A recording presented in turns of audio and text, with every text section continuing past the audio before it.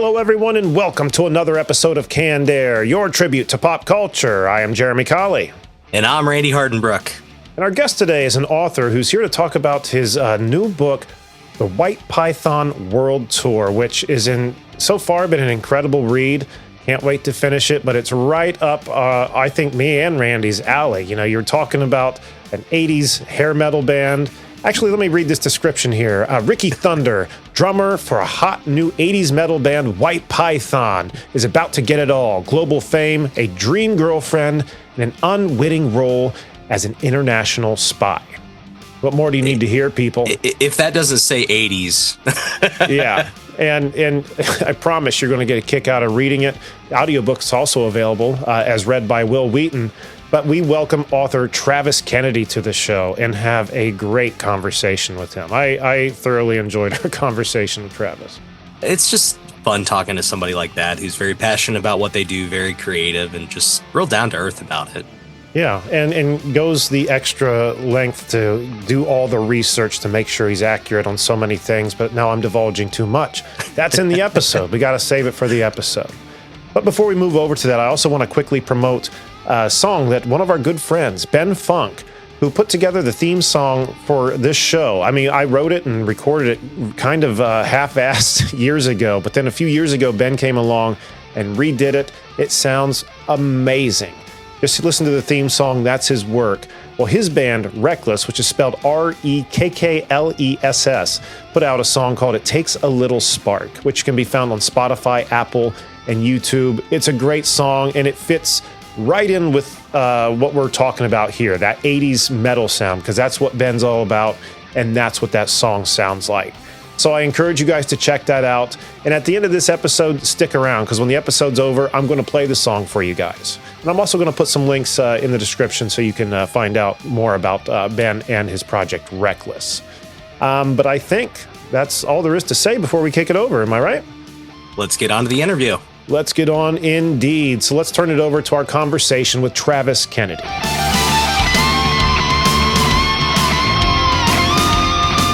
Ladies and gentlemen, Travis Kennedy. Travis, thank you so much for being here today. Yeah, thanks. Thanks so much for having me, guys. I'm really looking forward to this. We've been looking forward to it for a little while now, too. Like I was just telling you, about halfway through the book, the Whyte Python World Tour, and this is something that's right up my alley. As you can see, the book is sitting on amps here. I didn't bring the amps in for the book. They're just always there because this is something that's right in my wheelhouse. So it looks amazing. It's been a fun read thus far. But I want to go back like we always do with our guests and kind of find out a little bit about you, where you grew up. What were you like as a kid? Yeah, thank you. So I was born in Wolfboro, New Hampshire, but I grew up mostly in southern Maine, a little town called Buxton, just outside Portland. And, it might not surprise you to hear I was a pretty hardcore reader as a kid, just always had a book going. I'm a kid of the 80s, so, everything that comes with that, all the unnecessary risks that we took out in the world day in and day out. And that made us the men we are today. That made us the men we are today. We all survived. So I had a great sort of rural southern Maine childhood and went on to study at the University of Maine. I studied political science. And then I went and worked in politics and government for about 20 years after that. I worked for the Maine state legislature for a long time. And then I worked for the United States Senate. I worked for a guy named Angus King, who's still a senator from Maine. He's a wonderful guy. And then for the last 8 years, I worked for my local county government. And it was different stuff at each, state, local, and federal level. They were totally different jobs and responsibilities, which was great. It was just such a great variety of things to do and to learn about and places to, contribute to my community.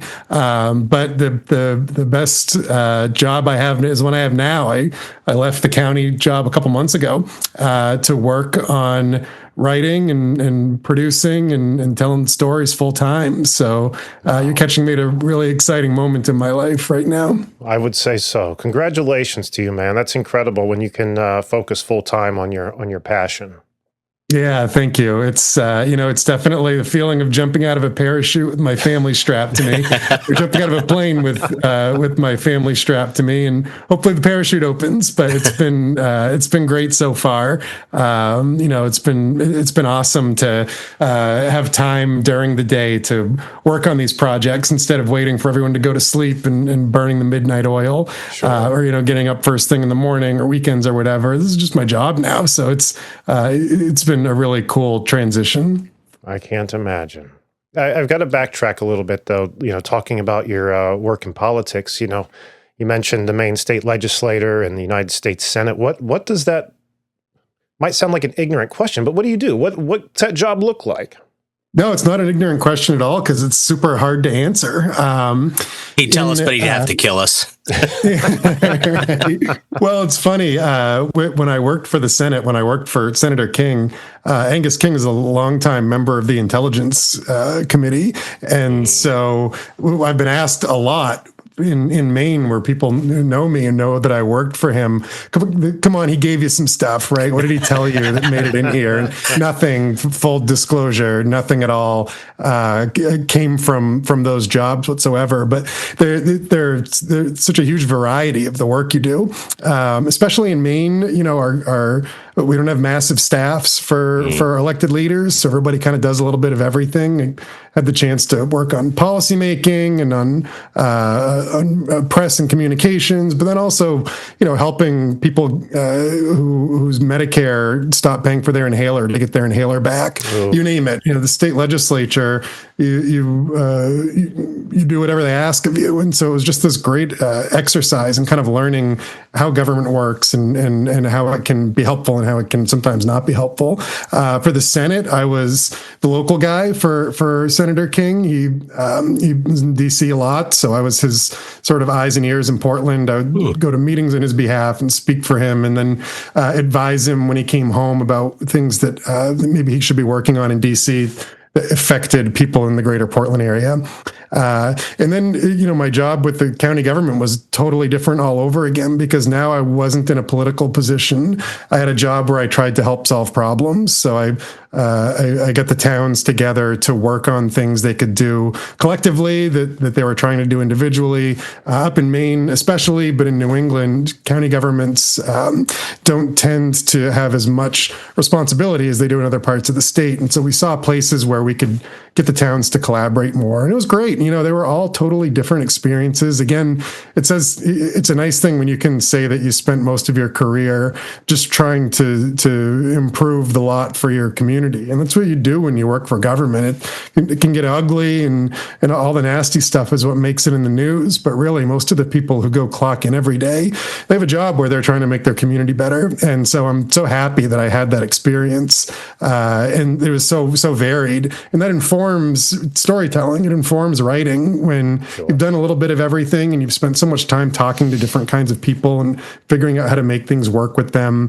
And then also just never forgetting that whatever you do when you're putting a message together, a story together, you're never the only person in that conversation, right? And I think that being in government and being in politics just really trained that into me, that I'm not writing for myself, I'm writing for the people who are reading it, and I have to take good care of you.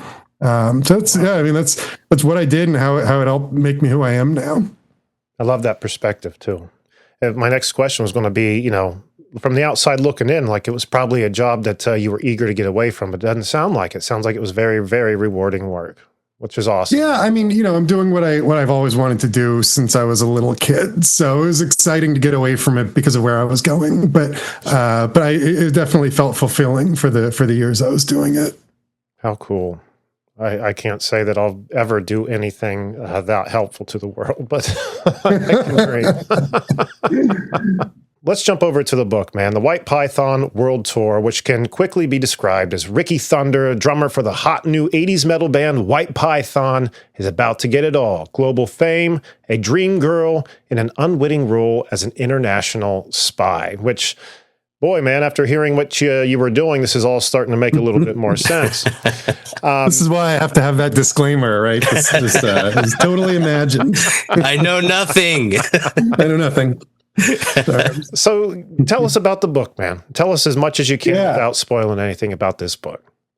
Here, sorry, I'm just plugging in my headphones. I want to make sure we don't have any feedback here. You're fine. All right. So I always have to chuckle whenever somebody reads that description to me because I can't believe I got away with this. It's such a nutty idea.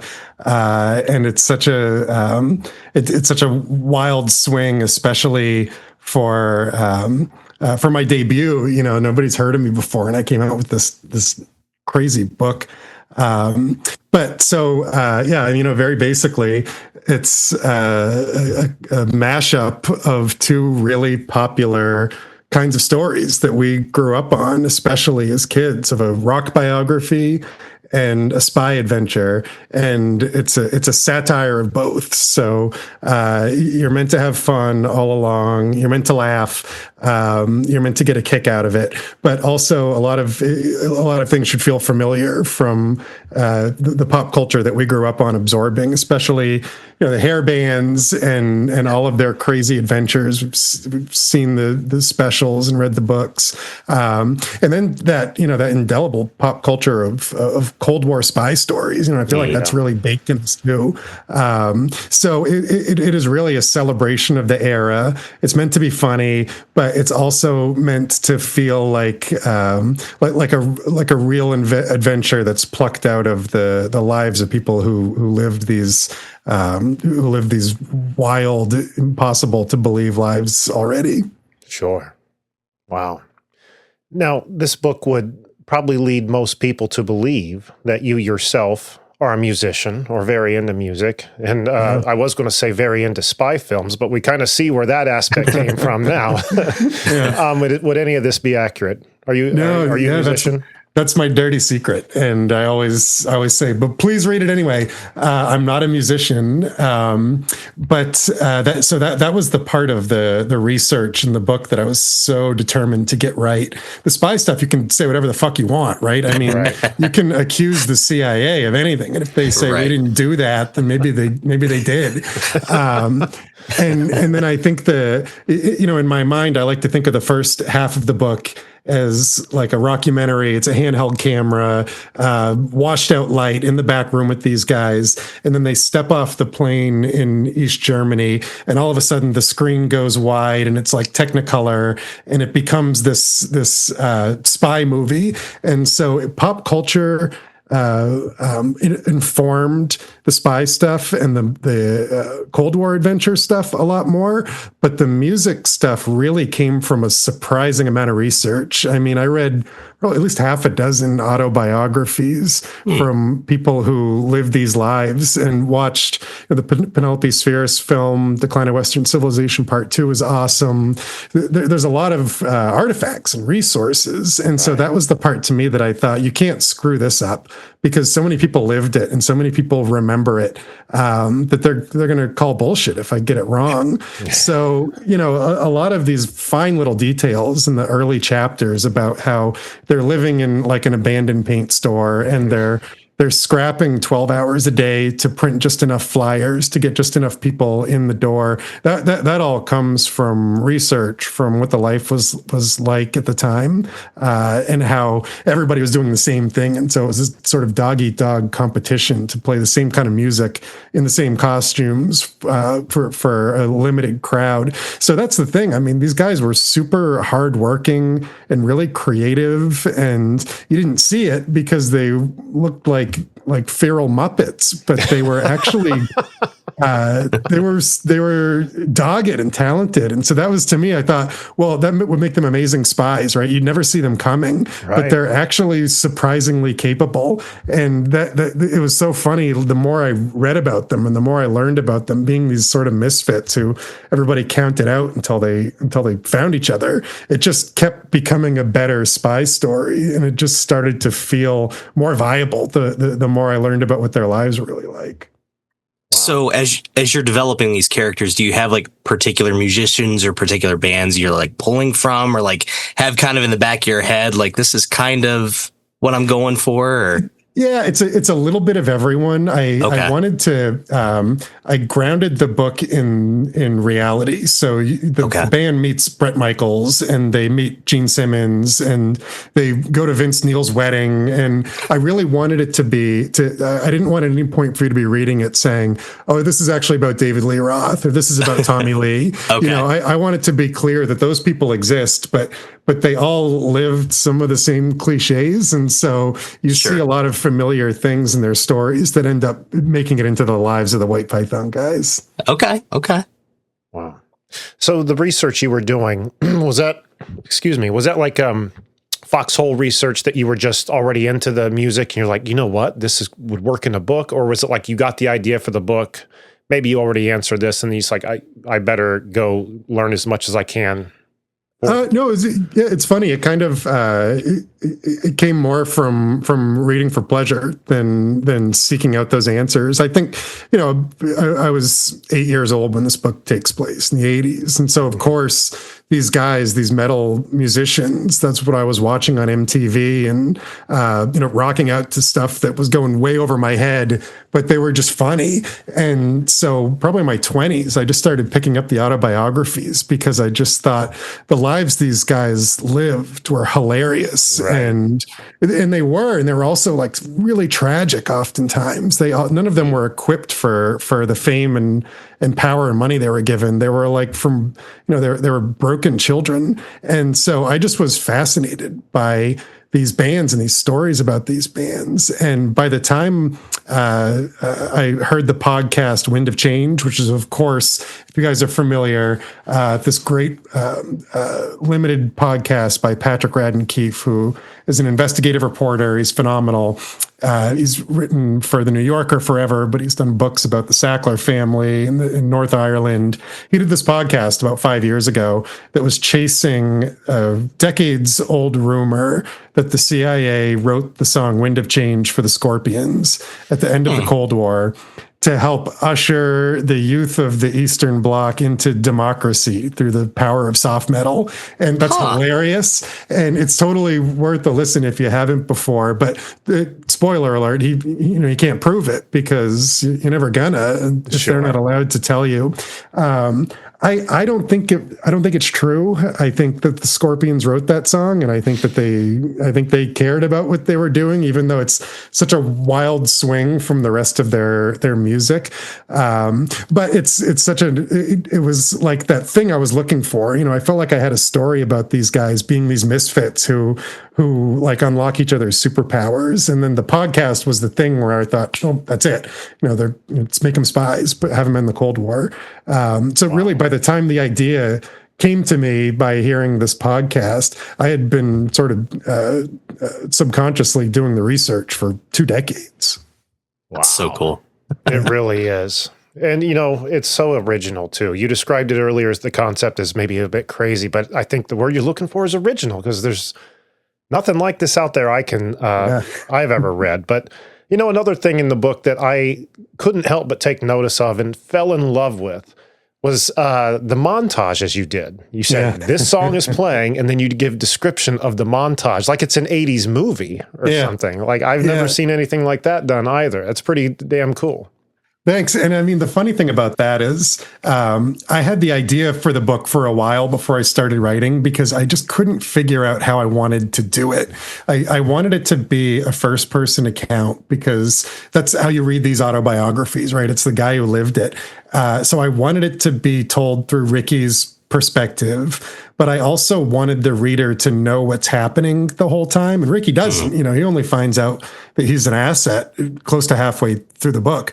And so my breakthrough was when I said, you know what, break all the rules in how you write a book. That's metal, right? Break the rules, do it your own way.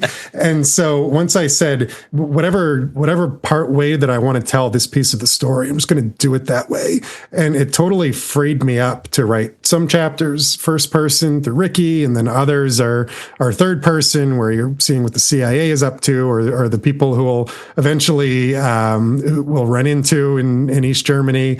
But then I thought, yes, if the feeling is that you're watching an 80s movie, there are going to be things that you've seen or read so many times, and the movie would do a montage to get you through it because you've heard 100 times, like, oh, he meets the girl and everything's perfect, and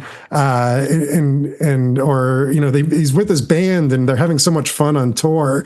And I could either spend 20 pages writing out those chapters that everybody's read or seen before, or I could do what they would do in the movie and write a montage. And it was all part of the fun of just inventing it as I went along and thinking, when I share this, an editor is going to make me fix it. But instead I found this awesome editor, Jason Kaufman at Doubleday, who just loved it and said, the weirder the better, go for it. And it all made it through. I can see why. I can see why. I'd never seen anything like it, and it had me hook, line, sinker, man. I'm so glad. Yeah. So are you almost like coming up like with a soundtrack to your book, kind of as it's. Yeah, so there are lyrics to songs in the book. Okay. And even then, some of them are supposed to be lyrics to the real songs that the band is playing. Okay. But then others are Rikki's imagination, his imagined lyrics of what he's going through in his life. So they're like super on point and super dumb. Like think of, like South Park, where the soundtrack is just exactly what's happening. Sure, like the Book of Mormon or something. We need a montage. Was it like basketball? They did those guys. They were totally the inspiration for that. Where it's like he's imagining this sort of sweet dummy is like writing a song in his mind about what is going on in his life, and so you get all variety of song lyrics in here. I love it, man. That's so cool.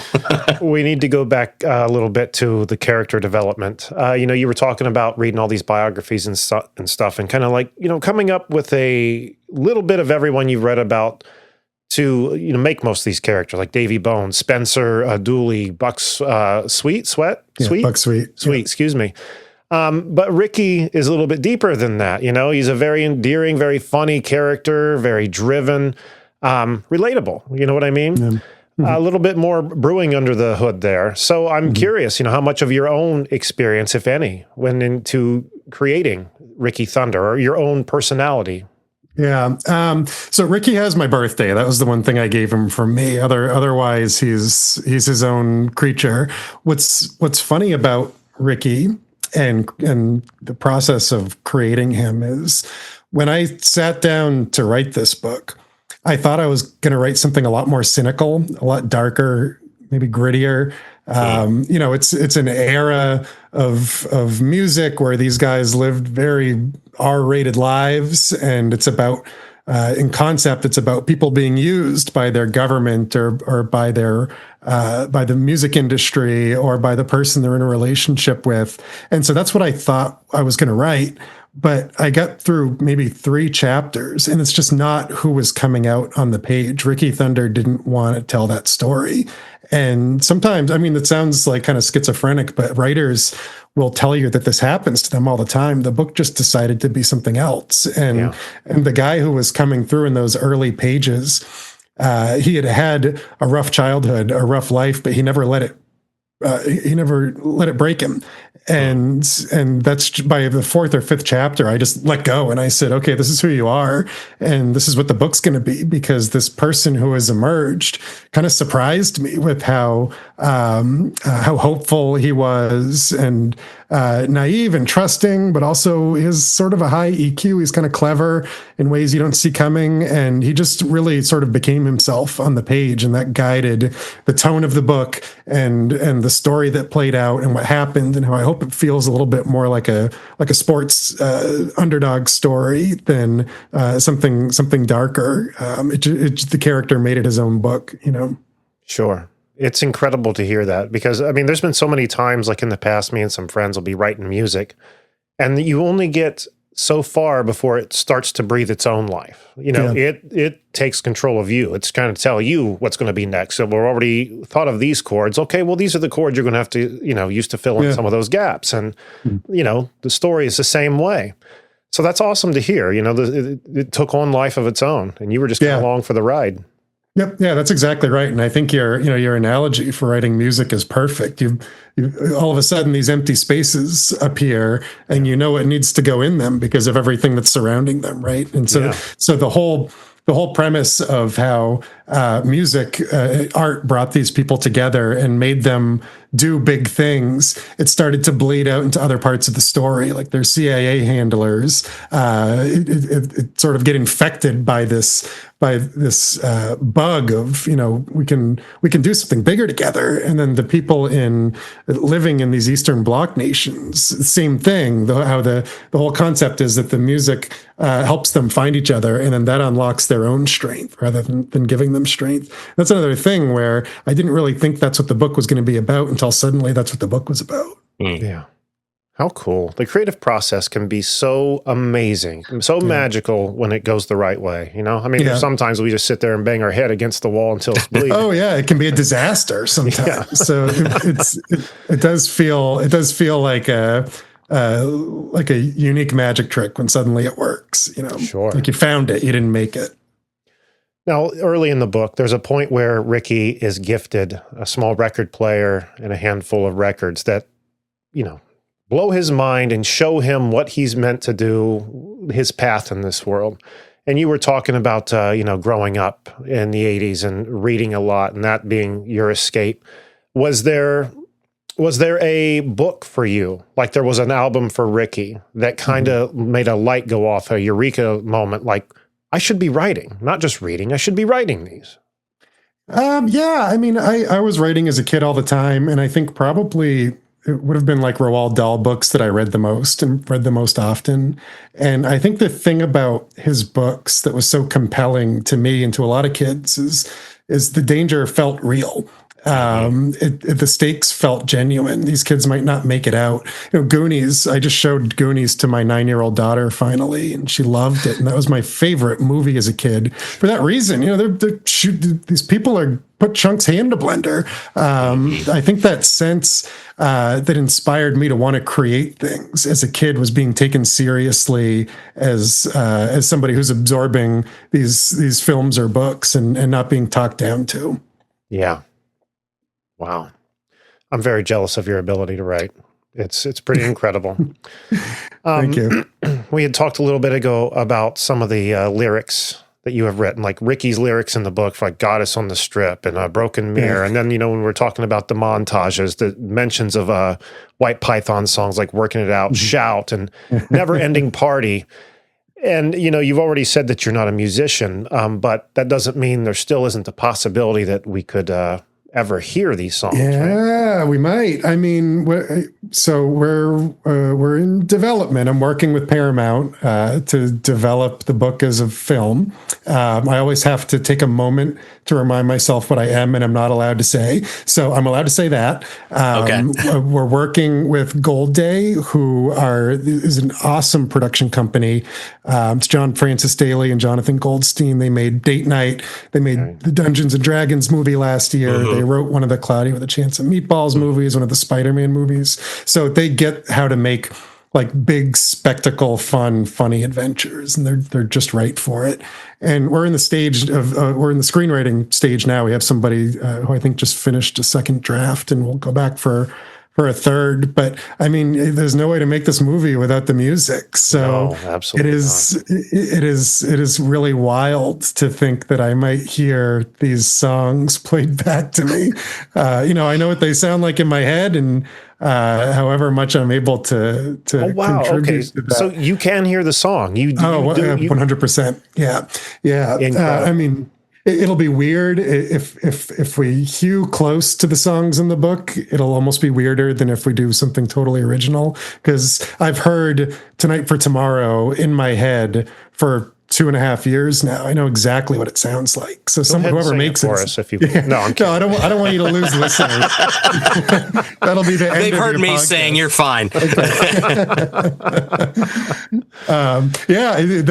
That's exciting to think that these songs might actually exist in the next couple of years. That is exciting. But in the meantime, what we do have is on Spotify, a playlist, the Whyte Python World Tour playlist that people can check out, which is made up of I think close to 37, 38 songs, some of which are like Kiss, Lick It Up, Bon Jovi, Wild in the Streets, Motley Crue, Kickstart My Heart. Excellent choice, by the way.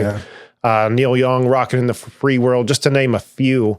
I assume you handpicked these songs. I did, yes. Doubleday was just a blast to work with. There are temporary tattoos out in the world and Whyte Python guitar picks.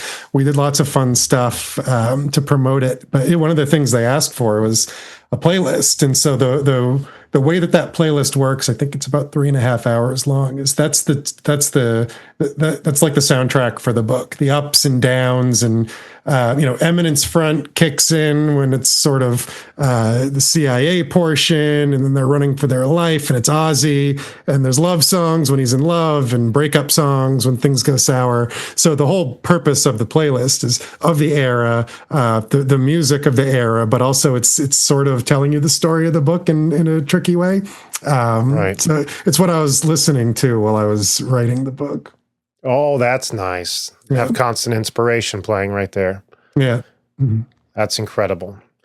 Now, you've already mentioned, the book being made into a Paramount picture, the screen adaptation. And I don't know if you mentioned or not, but from what I've read online or heard, that you're going to serve as executive producer. I am, yeah. Which is pretty freaking cool. It's really cool. Yeah. The Gold Day guys have been awesome. I've been in the room for vetting writers, which is this, cool exercise where you get all these different people come in with their take on how they would tell the story. And we talk about it, and we ended up picking somebody who I think is going to do a great job. And we have all these great conversations about tone and delivering to Paramount. And it's been a wonderful experience. Actually, I have 2 projects in development, one completely separate from this. So I'm getting that experience in different ways with different teams. And Gold Day has just been so great, been so welcoming to me, and having me in the room. Paramount too. I mean, they're part of these conversations, and they ask for my notes, and it's been really awesome. Yeah. So you're saying there's a whole nother separate project that is in development for the same kind of treatment? Yeah, it's funny. It's probably about as far along, but I don't think I can say anything about it. No, I get the NDA. I get how that works, but I didn't. Yeah. I didn't realize. We haven't announced anything. It's another book that I wrote before the Whyte Python World Tour, but it'll publish after. And we're working on that one. Different partners, different production company, different studio. But I don't think it'll hurt anyone for me to say this, even though I haven't before, as a series instead of as a film. Oh, cool. And no music, much different story, but similar kind of development path. Damn, I'm excited. So I've got to ask. So hypothetically, as a writer, if you could cast anybody to play your characters in the movies, who would your picks be? Ooh, good question. I can't do that for Whyte Python. I literally. I mean, we might be in conversations with people, or we might. Well, we're just talking hypothetically, on this.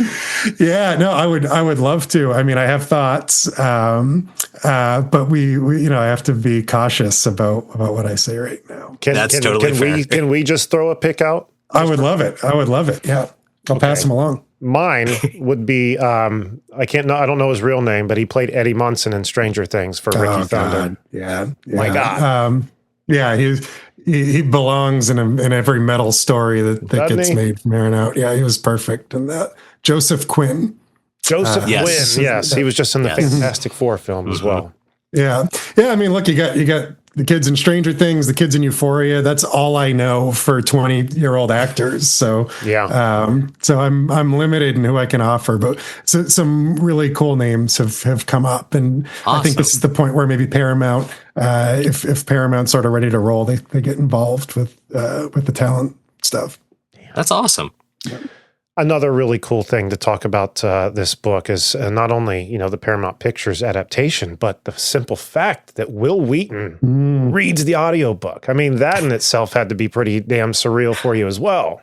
Yeah, that's incredible. Will did such a great job, and he's been really more than usual, sort of out front promoting it and trying to get people to listen to it, because I know he's really proud of his work, and he should be, and he's been sharing it a lot.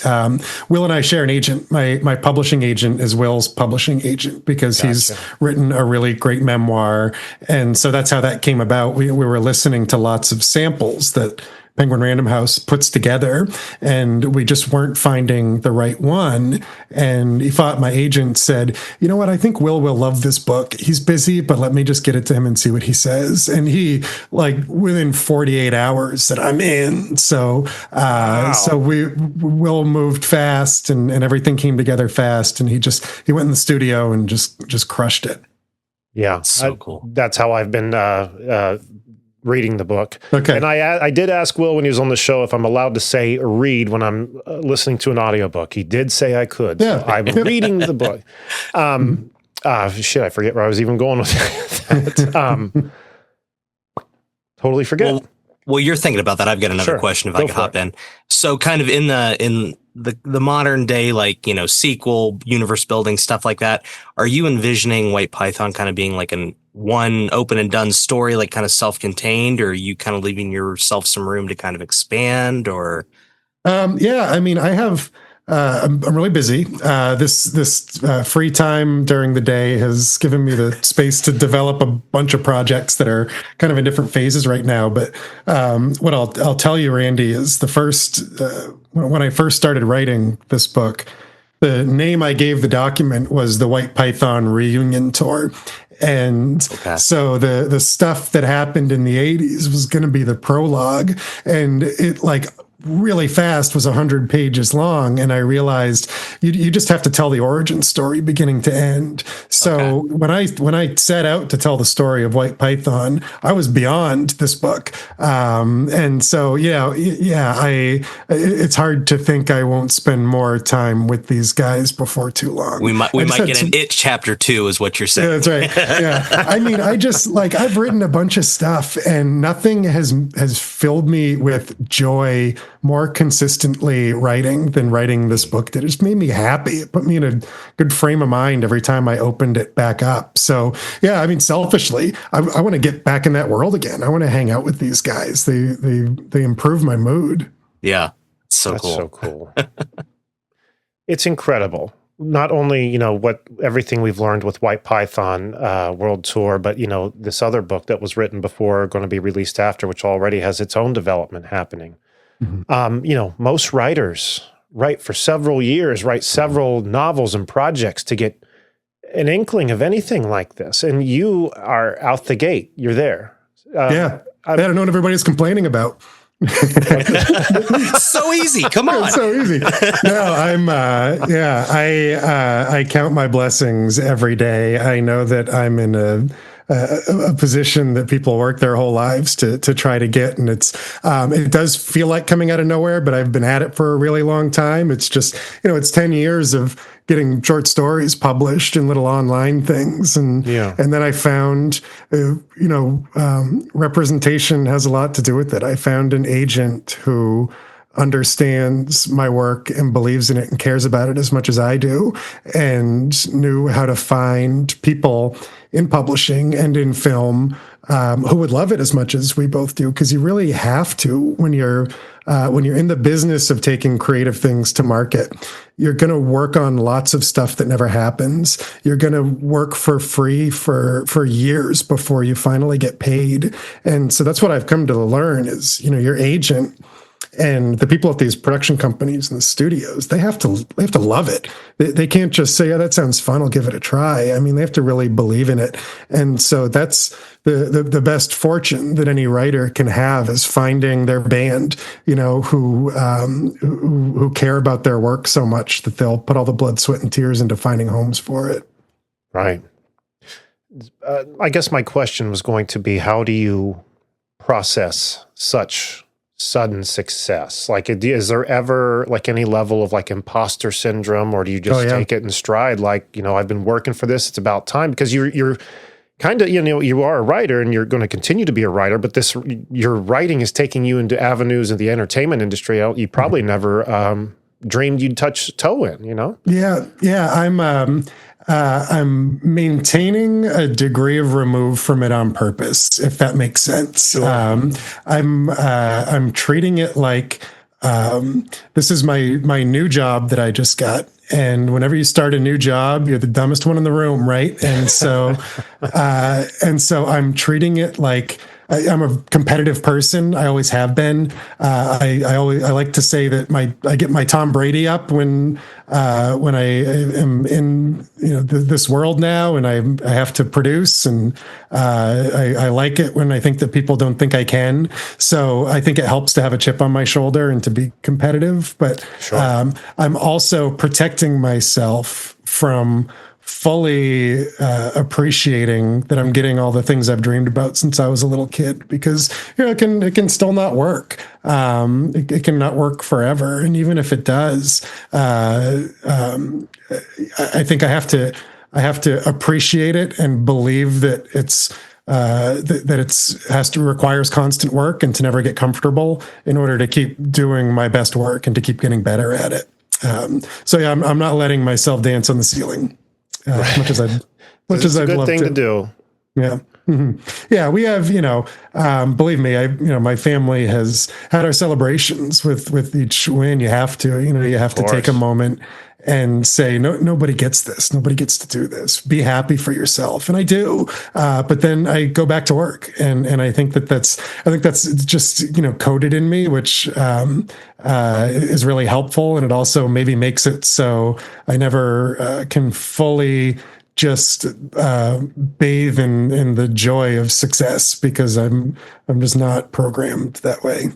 Sure. I can understand that completely. The last thing I was going to ask you, unless Randy, you have any other questions you wanted to? Not right now. Okay. Well, the next thing I was going to ask you, which I think you've already kind of answered, is what's next. But you've talked about this book you wrote before, Whyte Python. Is also in development. Are you solely zoned in on these two projects right now, or do you have anything else? I know you probably can't go into detail about, but are there other things in the pipe? Oh, lots. Yeah. I mean, this other book I wrote already. So, especially with developing film and series in this early stages, it's, everything's happening really fast, and then we'll talk to you in a couple of months. So right. I'll have these stretches where it gets really busy and stretches where it's quiet. What I'm working on right now, just about finished a really thorough pitch for my editor, for Jason at Doubleday, for my next book. Not a Whyte Python sequel. I promise you'll see them again. But this is, a different book, same tone, same kind of sense of fun, but a whole different adventure. And I have several original film pitches in some stage of development that where my agent and I are just now starting to walk out to partners. So, I'd love to write a screenplay, and I've had some practice doing it, and hopefully that's next along with writing the next book. I cannot wait to see where you go, man. And I cannot wait to see the Whyte Python movie. Like, if this is, I can't wait. It's happening, right? I mean, I know you're. We know him, but I mean, this is you never say it's happening until they're selling tickets in the theater. Yeah.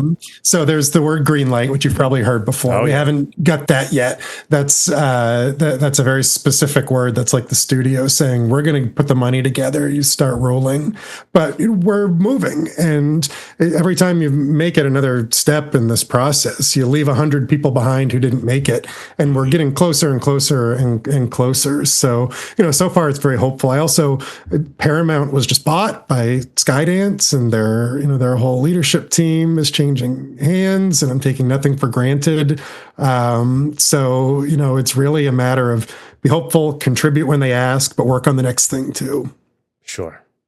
Incredible. You're going to have to come back, either when the movie's made or when your next project comes out. Whenever you got something new, come back. I really enjoy talking with you. Absolutely. I would love to come back. Absolutely. And I encourage everyone at home to go to TravisKennedy.com and to WhytePython.com to find out more about Travis and about the book. We're also going to put links in the description below. Travis, thank you so much for being here, and congratulations on all your success, man. Thanks a lot. I hope we get to catch up again soon. I'll let you know once there's news to report. I'll be right back. And we'll be sitting here waiting to hear it, man. Awesome. Thanks so much, guys. All right, everyone, and once again, that was our conversation with Travis Kennedy. Hope you guys enjoyed it as much as we did, because damn, that was a lot of fun. Oh, yeah. Yeah, I cannot wait for this. I really can't either. It's going to be cool to have, read the book, sat here and talked with him about it, and then possibly down the road, watch the movie and actually hear this music. How fucking cool is that? Not only for us, but for him. Like, what an incredible journey he's had for his debut book. I mean, come on. I'm harping on it. I mean, shit, most of the books anymore, I find out about because I've seen like the series or the movie about it. So you're kind of getting in the ground floor here, people. So yeah, exactly. That's what I love about it. Hopefully, fingers crossed. I mean, even if that doesn't get made, it's still an amazing freaking book and still totally worth checking out. But man, I hope that shit gets made. Sounds like it's going to. You said, you can't ever guarantee anything when it comes to movie production, but I really hope so. It certainly looks that way. But I mean, what other books are you going to have that are read by Will Wheaton? You can physically get the book. It has its own freaking soundtrack, and it's badass. Come on. Well said. I don't know any other word to use to describe it other than badass. It really freaking is. So once again, I want to thank Travis for taking time to be here and talk with us, because it was so cool. And hopefully we're getting back in the future to talk more, not only about Whyte Python, but some of the other projects he has going. And with that, Randy, do you want to tell everyone what they can find on the website, sir? Go to cannedairpodcast.com, listen to our old episodes, see some of our special guests we've had on, hit all the links for the merch, for however to listen to us. If you want to come on, there's a link for that too. It's just your Canned Air Central, so go check it out. And don't forget to find us on social media. You can find us on Instagram at canned_air and on TikTok at Canned Air Podcast. And on the website Randy was just talking about, cannedairpodcast.com, few ways to support us. There's a Patreon link there, which for $5 a month gets you access to a 5+ year growing catalog. There's hours and hours of entertainment on there. And we do things a little bit different on there. We don't sit here and do a lot of interviews on Patreon. We sit and we just talk like we wouldn't talk for the normies.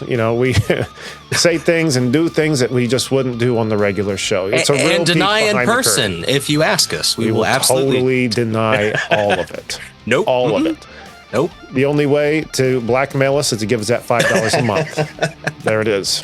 And if Patreon isn't your bag, if you want a t-shirt or if you want a coffee mug or a hat or any of that kind of stuff with our logo on it, hit the merch tab on our website. That helps us out so much. And if you don't have the money to do either thing and you still want to support the show, subscribe, leave some comments. That stuff helps so much more than you know. It's not just fluffing our egos. It really helps us get seen a lot more.